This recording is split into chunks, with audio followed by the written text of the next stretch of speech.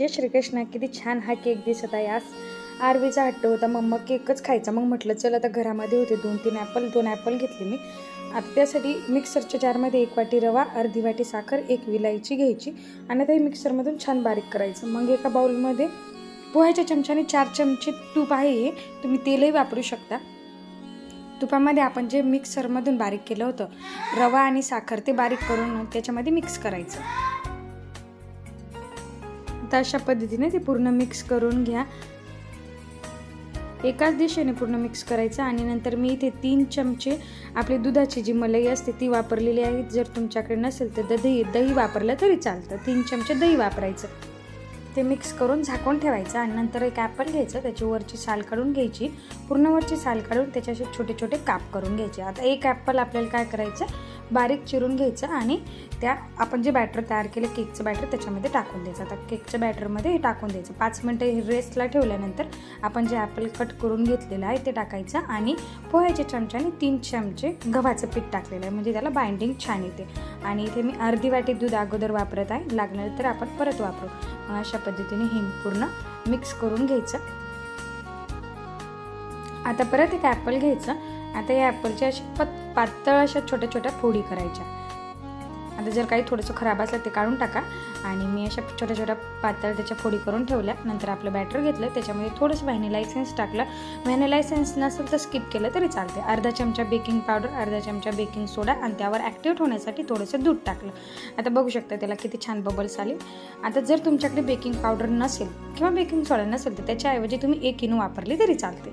आता ते छान मिक्स करून घेतल्यानंतर मी इथे घरामध्ये जो गोल डब्बा होता तो गोल डब्बा घेतला. त्याच्यामध्ये थोडंसं तूप टाकलं, ते पूर्ण डब्याला फिरवून घेतलं आणि नंतर त्याच्यावर 1 चमचा गव्हाचं पीठ टाकलं. त्या अशा पद्धतीने गोल गोल करून घेतलं, म्हणजे आपला केक जे आहे तो खाली लागत नाही. आणि जर तुमच्याकडे बटर पेपर असेल तर बटर पेपर वापरला तरी चालते, पण शक्यतो मी बटर पेपरचा वापर टाळत असते. असंही जरी केलं तरी आपला केक खाली लागत नाही. अशा पद्धतीने त्या डब्यामध्ये आपण जे बॅटर मिक्स करून घेतलं होतं ते टाकून द्यायचं आणि असा टॅप करायचं गोल गोल, म्हणजे आपला केक व्यवस्थित सेट होतो. आता ज्या आपण ॲपलच्या पातळ फोडी आपल्या कट केल्या होत्या आता त्या आपल्याला इथे वापरायच्या. आता याचं इतकं छान म्हणजे तयार होते दिसायला आणि ॲपलची टेस्ट पण खूप छान येते. आता पातळ फोडी ज्या कापून घेतल्या होत्या त्या अशा पद्धतीने गोल गोल त्याच्यावर लावून द्या आणि परत आतल्या साईडने लावा. याचं एक छान असं रोज तयार होतं आणि दिसायलाही खूप सुंदर दिसते. काही मुलं जर ॲपल खात नसतील तर तुम्ही अशा पद्धतीने केले तरी चालते. आणि मी तर म्हणते बड्डेलाही तुम्ही असाच केक बनवा घरी, कारण बाहेरून आणल्यापेक्षा आपल्या घरचे होममेड पदार्थ कधीही चांगले असतात. अशा पद्धतीने मी सगळं त्याला लावून दिलं आणि एक फ्लावर तयार करून घेतला. त्या कढई ठेवली, कढईमध्ये प्लेट ठेवली. प्लेट अशी गरम झाल्यावर आपला केक त्याच्यावर ठेवून द्यायचा. आता बघू शकता याला मी ते प्लेट गरम झाल्यानंतर ठेवला आणि 20 मिनटं झाकून ठेवायचा. 20 मिनटापर्यंत याला उघडून पाहायचं नाही आहे. 20 मिनटानंतर डायरेक्ट उघडल्यानंतर आपला केक तयार होतो. जर तुम्ही मधात उघडून बघितलं तर केक व्यवस्थित बेक होत नाही. आता चाकूच्या सहाय्याने चेक करायचं त्याच्यामध्ये घालून. जर त्याला चिटकून आलं नाही तर असं समजायचं आपला केक बेक झाला. आता याला चिटकून आलं नाही म्हणजे केक बेक झाला. आता छान असं 10 मिनटं थंड होऊ द्या. थंड झाल्यानंतरच तुमचा केक निघेल.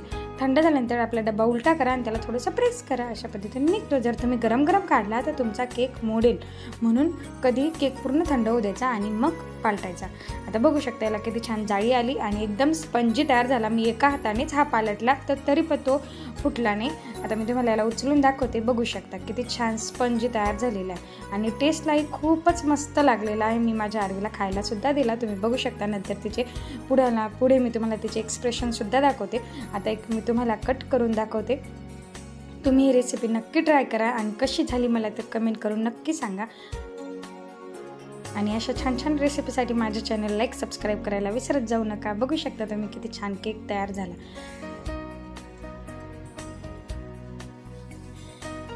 अशा पद्धतीने मी तो कट केला आणि तुम्ही मुलांना टिफिनमध्ये सुद्धा देऊ शकता. अतिशय पौष्टिक असा हा केक आहे आणि एकदम स्पंजी आणि टेस्टलाही भन्नाट होतो. जे साहित्य अवेलेबल असतं आपल्या घरामध्ये त्याच साहित्यामध्ये हा तयार होतो. कोणताही पदार्थ तुम्हाला बाहेरून आणायची गरज नाही आहे. एकदम स्पंजी तयार होतो.